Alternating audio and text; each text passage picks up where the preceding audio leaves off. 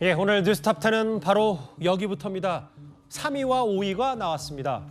현직 대통령으로는 처음 있는 부친상입니다. 대통령실은 어제 가족장으로 비교적 조용히 치르겠다 이렇게 말을 했지만요. 어제 오늘 여야 정부 인사들 추모 발길이 끊이지 않고 있습니다. 어제 저녁 민주당 이재명 대표도 윤 대통령 부친상 빈소를 찾았습니다.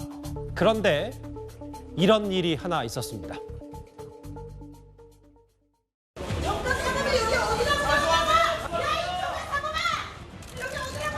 검찰 조사만 잘 봐주세요.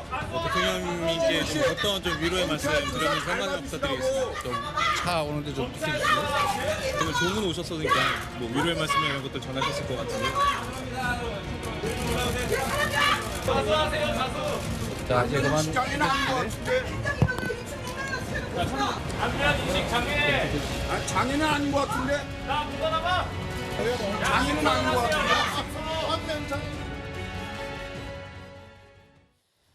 어제 저녁 있었던 이재명 대표를 둘러싼 상황은 저희가 잠시 뒤에 만나보기로 하고요. 저는 이 부분부터 좀 눈에 띄더라고요. 일단은 최병욱 의원님, 네. 대통령이 상주잖아요. 그런데 일부이긴 합니다만 온라인에서 이재명 대표의 강성 지지자 혹은 한 일간지에 칼럼을 쓰는 평론가까지 제가 뭐 차마 좀 읽지 못하겠는 하나하나 글들을 좀 썼더라고요. 어떻게 좀 평가하세요? 글쎄 저거를 뭐 우리가 사실은 평가를 해야 되나 싶은 생각이 들 정도로 참 참담하다 한마디로 이렇게 표현을 하겠습니다. 왜 그러냐면 누구나 그 죽음 앞에 그 사람이 생전에 어떤 일이 있었든 간에 여하튼 일단은 겸손해야 된다. 뭐 이런 거는 우리가 그 익히 뭐 어렸을 때부터 배워온 것이고요. 특히 이거는 뭐 그 윤 대통령 문제와 연관시켜서 뭐 저런 사람들이 항상 있다고는 하지만 자기 이름을 드러내놓고 더군다나 일간지에 칼럼까지 쓴다는 사람이 저런 식의 그 정말 정상적인 사람이라면 그 판단할 수 없는 발언을 할 수 있다는 것은 그 자체가 저한테는 굉장한 놀라움이고요.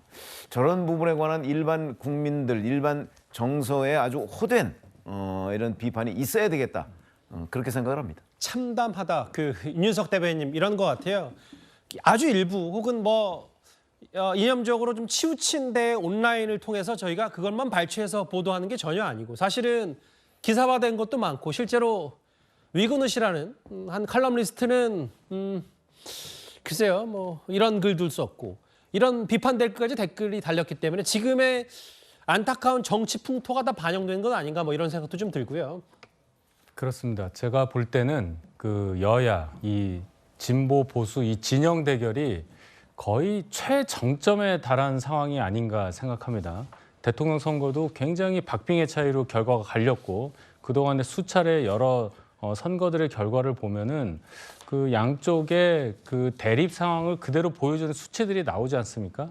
그리고 대선 끝난 지가 이제 1년 반 정도 됐는데도 아직도 대통령에 대해서 저런 얘기까지 하는 버젓이 온라인상에 누구나 볼 수 있는 그런 상황에 나타났다는 것 자체가 서로가 서로의 진영에만 매몰이 돼서 바깥을 보지 못하고 그 진영 논리에만 갇혀 있는 이런 상황을 보게 되는데 정점이 있으면 또 내리막도 있는 거 아니겠습니까? 지금 이러한 상황 국민들께서 다 판단하고 계실 것이고 또 이 말을 했었던 사람조차 아마 자기가 굉장히 잘못했다는 것을 느끼기를 저는 바라요. 그렇다면은 우리가 여야가 적어도 국회 안에서라도 조금씩 변화를 보여주면 이렇게 극렬하게 국민들이 이 정치 상황에 매몰되고 이 정치 상황에 이 갇혀버리는 상황만큼 피할 수 있는 기회가 이제 조금씩 오지 않느냐 이렇게 좋게도 평가를 해봅니다.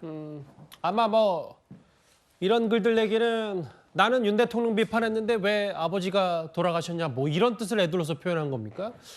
뭐 말을 좀 곱씹어봐도 뭐 이런저런 꽤 많은 비판 목소리가 나올 수밖에 없는 얘기인데 다음 화면을 좀 볼게요. 일단 제1야당 대표가 어제 조문을 했고 여러 짧은 얘기가 대통령과 이재명 대표 오고 갔다고 하는데 빈소 밖의 풍경은 이랬어요. 아까 화면에 보신 것처럼 이재명 구속하라, 검찰 조사 잘 받아라.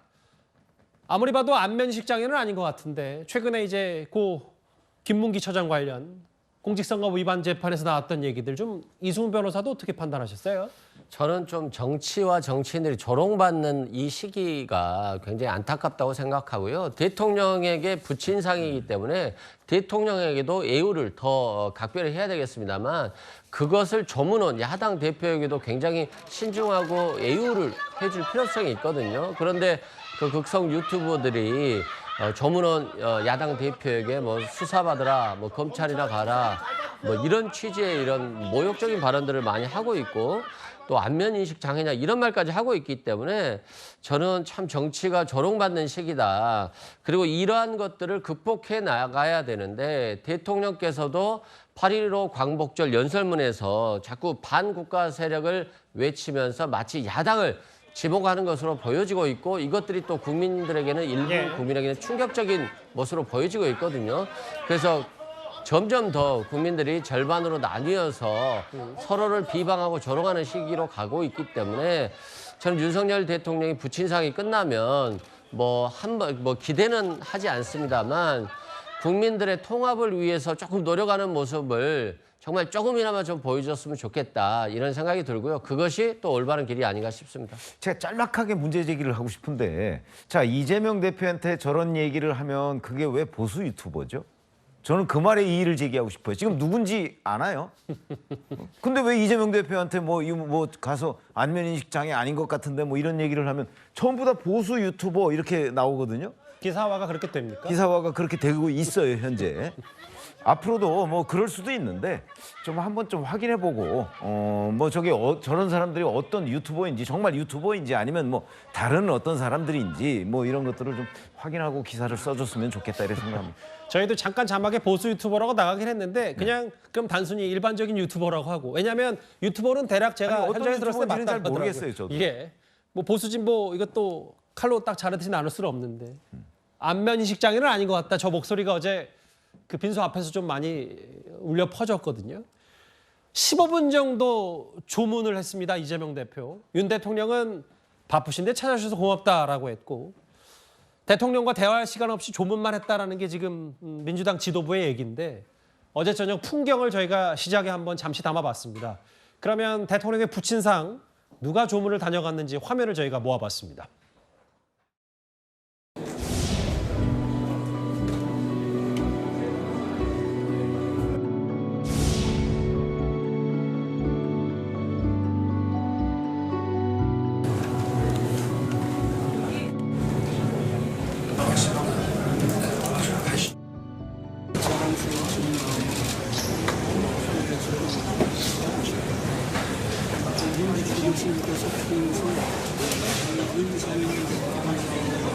많이 지금은 느끼셨는데 자랑스러운 마음으로 소천하시지 않고 이렇게 말씀드립니다. 반기문 전 총장도 조문을 다녀갔고요. 근데 이제 부친상은 상주로 맞이하는 또 사실 친구들도 윤 대통령 친구들도 많이 왔을 테니까 특히 50년 중마고 이철우 교수가 보시는 것처럼 이런 말을 좀 했네요.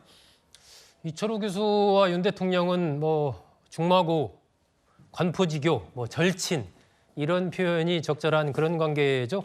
1967년도에 대광초등학교에 처음 이제 윤 대통령이 입학했을 때 그때 이철우 교수를 거기서 만났습니다. 그런데 이철우 교수의 어머니 이종찬 광복회장의 부인이죠.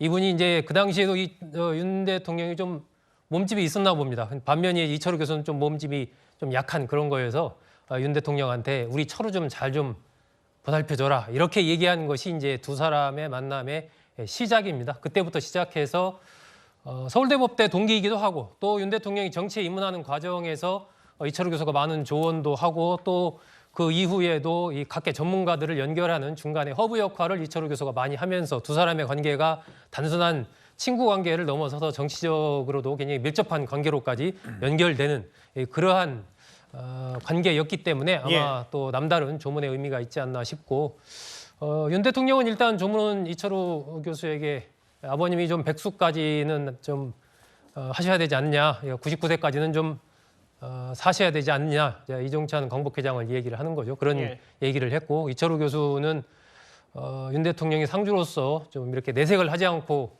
조문객들을 맞았는데 가끔씩 이렇게 빈소 옆에 내실에 좀 들어가고 하더라. 아마 좀 마음이 굉장히 복잡하고 마음이 아팠던 것 같다. 이런 얘기를 전했는데 두 사람의 어떤 뭐 우정, 친교 관계 이런 것은 굉장히 유명한 이야기들이죠.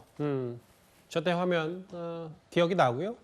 김한길 전 대표 그리고 추경호 부총리 앞서 뭐 이낙연 전 대표나 반기문 전 사무총장 그리고 여기 이주호 부총리 등등 정부 인사 그리고 정치계 인사들이 어제 조문을 많이 다녀갔고요. 특히 지금 보시면 이명박 전 대통령, 김윤옥 여사와 함께 이진복 정부수석의 안내를 받으면서 조문을 향하는 모습도 보였습니다. 오세훈 서울시장도 어제 다녀갔고요. 최병목 의원님, 네. 어쨌든 현직 대통령이 상중이기 때문에 뭐 외교적인 부분도 한번 점검을 해야 되는데 특히 글쎄 이걸 외교라고 표현하는지 모르겠습니다. 북한이 지난번 문재인 전 대통령의 모친상 때는 조의문을 보냈거든요. 아직 소식은 없습니까? 소식이 없는데 아마 저는 앞으로도 소식이 없을 거라고 예상을 합니다. 왜냐하면 역사적으로 보면 북한은 이제 본인하고 그러니까 김정일 국방위원장이나 지금 김정은 국무위원장이나 하고 예. 한번 만났거나 뭐 이런 사람들. 근데 그게 교묘하게도 우리가 흔히 왜 보수 정부, 뭐 진보 정부 이렇게 부르지 않습니까? 그러면 이제 진보 정부라고 하는 그 우리나라의 역대 대통령들은 다 정상회담을 했어요. 예. 김대중 대통령, 노무현 대통령, 문재인 대통령까지 정상회담을 했죠. 근데 그 정상회담을 한 그런 분들이 이제 뭐 타계를 했거나 아니면 그 뭐 무슨 상을 당했을 때는 북한에서 꼭 뭐 조의문을 보낸다든가 뭐 이랬는데 그렇지 않고 뭐 이제 이른바 보수 정부라고 하는 그런 쪽의 대통령이 돌아가시거나 했을 경우에 북한에서는 침묵을 지켰단 말이죠. 그러니까 이번에도 윤석열 대통령은 국민의힘 후보로 지금 대통령이 됐기 때문에 아마 그런 연장선상에서 판단을 한다면 예. 지금까지도 침묵을 지켰고 아마 앞으로도 이 문제에 관해서는 별도의 그 조의를 표시하지 않는 것 아니냐 저는 이렇게 예상을 합니다. 그 윤 대통령은 그 지금 한미 정상회의 회담, 한미일 정상회의도 예정이 돼 있기 때문에 어제 오늘은 용산 대통령실과 빈소가 있는 신촌을 오가면서 업무도 보고 지금 상주 역할도 좀 하고 있고 이런 상황입니다.